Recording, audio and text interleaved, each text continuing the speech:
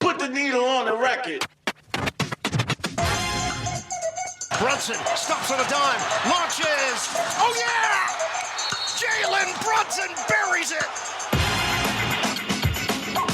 They give it to B. All right, here it is. Bernard looking for 50, and he's got it. Back-to-back 50-point games for Bernard King. Now has Starks for Ewing. Ewing with the spin. Ewing, yes! 1 10 seconds remaining.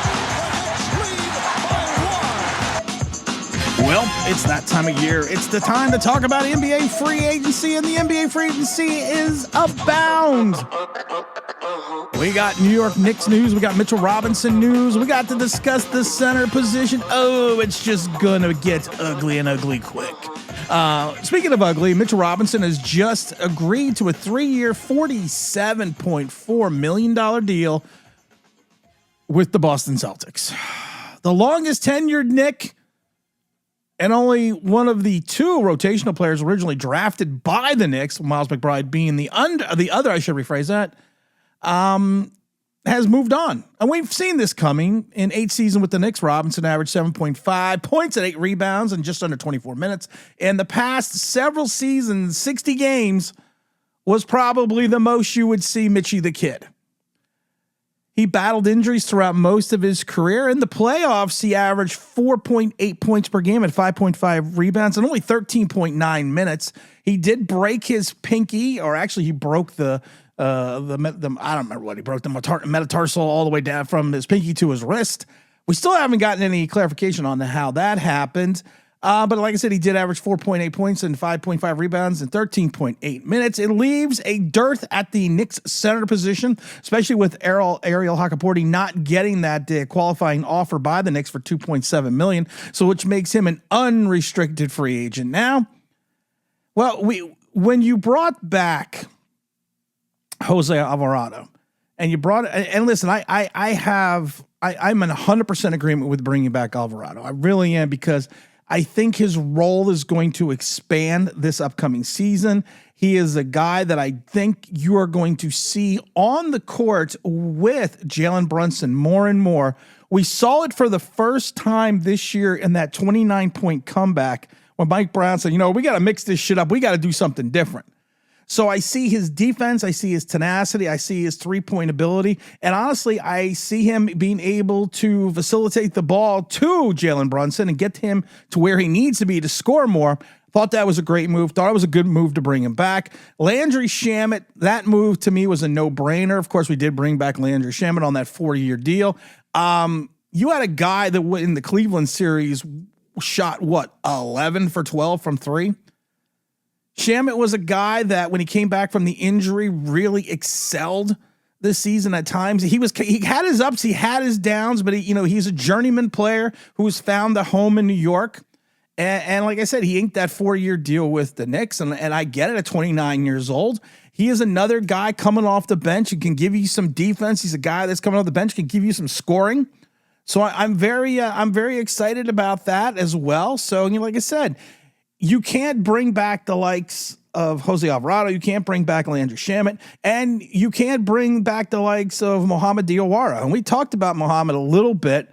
He was an interesting return, only because of the fact that I think if the Knicks did not sign him or tender him an offer, he would have been, of course, an unrestricted free agent, and he would have had the ability to go, of course, anywhere he wanted. And honestly, I think he would have found a home. I think he's the 3-and-D guy that you can grow into. When he had to start this season, he had his moments, Mohamed Diawara that did, and he was was really non-existent in the playoffs. But like I said, he's another building block that we can groom into a role-playing position on this team. So when you lose Mitchell Robinson, you're losing 50 games. You're losing the aggravation of if he's injured, if he's not injured, what he's going to do, what he's not going to do. Can he play? Can he not play? And you brought back 3 guys, 3 bench guys, 3 role guys that fit this team and fit this team well. The only problem is you have such a issue now at the backup center position. And it's going to be interesting. It's going to be interesting to see who they bring in. And actually just got breaking news. Ariel Hukporti has left the Knicks for the Sixers.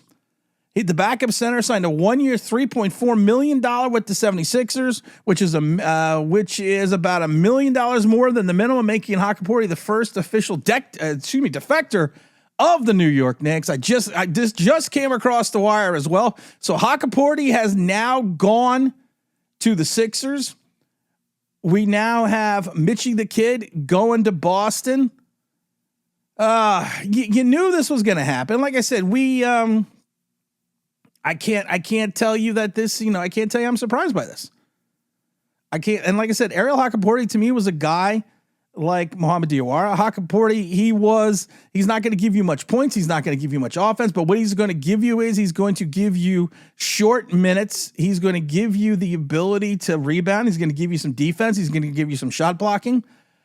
So we now have to really shift focus and look back into where we need to go with the center position. Do we have, I keep hearing the name of Miles McBride being traded. And I'm not down with that. I'm not down with getting Miles McBride traded, but I am, but like I said, there are some centers out there. You are probably going to be looking for a guy that's going to be on a veteran minimum deal. I'm not sure how much of the exemption, the mid-level exemption that we used right now for any of these players, because we'll get more of this contract information down the road a little bit. But like I said, you have your wing guys, you have your scoring guys, you have some defensive guys. I would like to see the Knicks still get some bulk on the bench. I'd like to see some Knicks find, a true rebounding power forward. And I'd like to see the Knicks try to get we're going to need to find a center. I mean, that's what it is. And the fact that James Dolan doesn't want to skirt the second apron, I think is going to hurt this team a little bit. And I think we're going to have to find some realistic options. And like I said, in reference to this center position. So we have to let Leon Rose do his job. We have to let we got to hope that he's got his finger on the pulse of this team, which I think he does. We have to just make sure that we take a look at this from the right perspective. And at the end of the day, I've said this before, and I've said this a million times. I would have loved for James Dolan to have a Steinbrenner moment, to take a look at this roster and say, listen, you're running it back with the starting five. Let's just do it again. Let's just go into the second apron. I know I got a big payday coming up for Brunson and Cat. And honestly, if you could have gone into the second apron now and been out of it next season by extending Cat and hopefully trying to get some, a team-friendly discount for Cat. You could have done that. And I mean, right now that moment's not coming, but I'm hoping they come back to their senses. What they did in the draft, I understood why the Knicks did what they did in the draft, but it just I mean, there were so many players that we passed. You have one of the biggest drafts depth-wise in the last 30 years, and the Knicks come back with a German stash player and I'm not even going to get into who else they brought in, but I just, like I said, I was just hoping for the Steinbrenner moment. We haven't seen it yet. We got to wait to see what goes on. We got a lot of news coming down, so make sure you stay tuned. This is Tim. This is New York Knicks Unleashed. Don't forget to like, don't forget to subscribe, don't forget to ring that bell. Get all notifications. Set all notifications to all, and I'm out of here.